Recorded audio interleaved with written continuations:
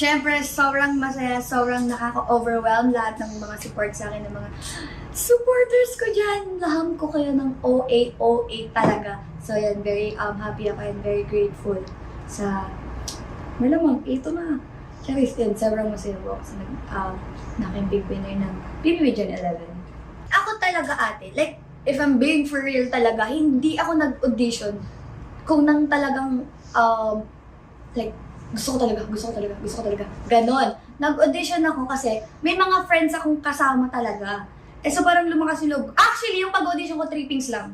Legit, swear to God, 3 pings lang talaga yung pag-audition ko and hindi ko in-expect na, ayun, nakakapasok ako and, big winner. Dahil sa pag 3 pings na audition, ang pinag-uusapan po talaga namin is, wala pong connect sa Big Night. Kumbaga, 4 lang po kami nakagaya. Ine-enjoy lang po na, wala po talagang connect dun sa mangyayaring Big Night kasi, ayan, in-enjoy lang namin yung moment namin na Big 4 na kami. Hindi na namin iniisip kung, kung anong maging place talaga namin, 4. Proud kami sa isa't isa and masaya kami. Dahil being a Big 4 is sobrang hirap kaya na makapunta sa Big 4.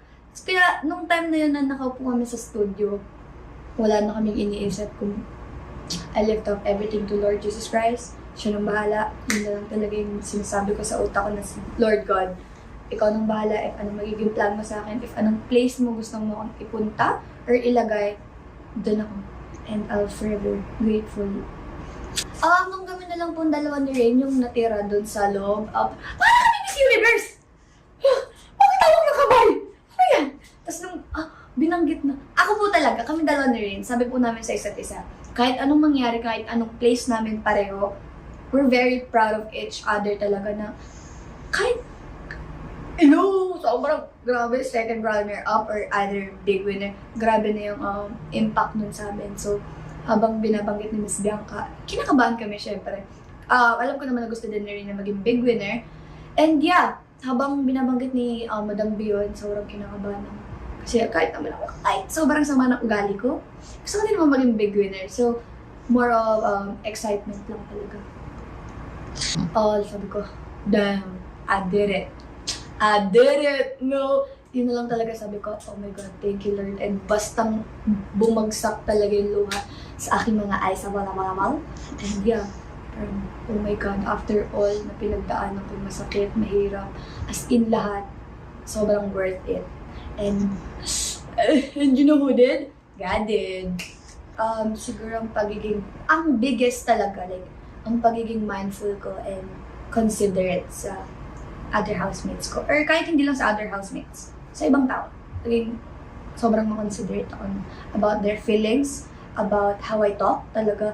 Like, sobrang nag-improve. Like, hindi na siya like sound disrespectful ko, no?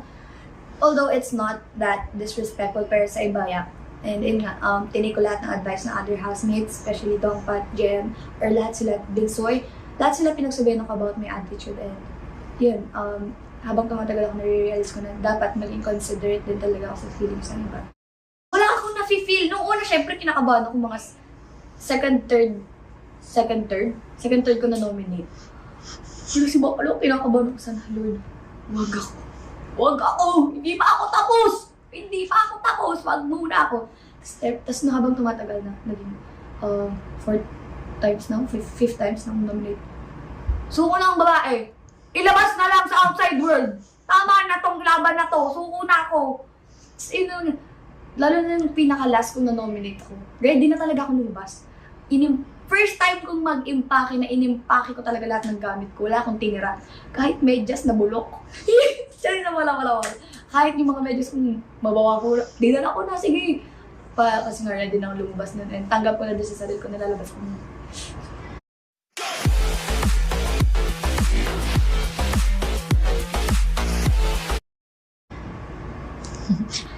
Grabe yung mga tao din ng mga housemate. Kung sino yung mga anak, babalik ako. Susumpa ako pa, Charis! Ayan, expected ko na nominado kasi nga, ayun nga, lagi nila napapansin how I talk. Din talaga, it's being disrespectful daw. And, yeah, feeling ko, ako ulit yun. Walang bago, ako ulit. Hindi ako! Himala! si Kia. Talagang, arte, OA. Hindi sabi ko, sobrang dami talaga nagbabasa abang. Grabe mga active yan! Jarfiang! JF yang! Pero sa totoo, like, real, kinikilig ako. Totoo!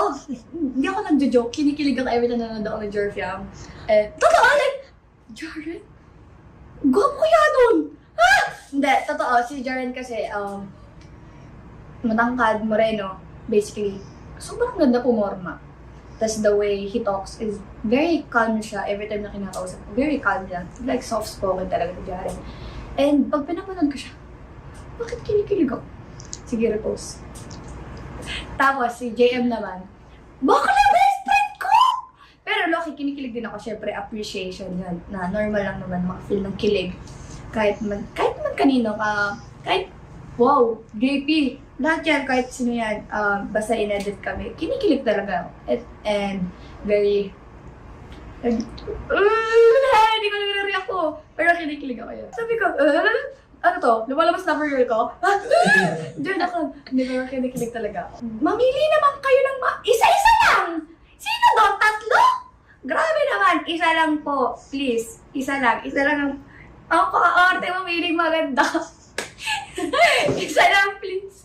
Nagmakaawa. Sobrang ganda ko talaga. And yeah, thank you for supporting me talaga. And sa mga edits nyo, don't worry, napapanood kayo lahat. And nire-repost ko talaga. Pag nire-repost ko, totoong kinilig ako doon. Like, mahal kayo ng babaeng to. Ay, ate, ang una kong ginawa is chinat siya. Basically, yun talaga yung una kong ginawa. Like, pag open ko ng phone, I message. Hi. Good ka? Hi. Good morning. Kasi nawakan ko yung phone ko mga 10 a.m. Hi, good morning. Like, very calm lang ako. Hi, good morning. Wala na akong sama ng loob sa kanya or what, galit or what. Basically, alam ko, may mali din ako doon, pero it's not that valid din talaga. Kahit saan ko tingnan, it's not valid to magloko. Like, pero yan, wala na akong galit sa kanya. And very happy ako na nakilala ko siya. Although, yeah, masakit, pero you know, si Piang to, stronger to. And sana itigil din pang babash. Stop na. Sabi ko nga, spread love, huwag puro hate, dahil if, kung ano man yung sinasabi niyo sa ibang tao, kung kayo, tatanungin ko kayo, gusto niyo ba na hinihate yung isang taong naging mahalaga sa'yo? Siyempre hindi, di ba? So, I hope itigil niyo na po ang pambabash. Kasi nilove ko naman siya. Like, sobrang pure and genuine talaga ng intention ko sa kanya. But yeah, things happen very bad. And, yun, si God nang bahala. Huwag na kayong magsabi ng mga kung ano. Kuya, thank you so much for letting me inside your house. It's very, very remarkable experience. Sobrang genuine yung mga naramdaman ko sa loob. And thank you sa mga araw na binigay mo sa akin. And thank you for making me a better version of Fiang. I hope I'll meet you soon!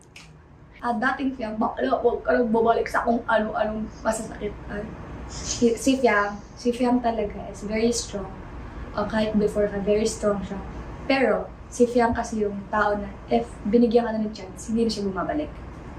So if, kung sino man yung future ko, sobrang landi mo ba ako? Kakamupon mo ka lang. Hindi, sana si Fiang, sa Fiang before, very proud ako sa kanya dahil napakatotoo siya. Nilabas niya yung ugali niya na pangit para mabago. So very proud ako sa naging journey niya. And yeah, I'm always proud of young Fiang. Shopee!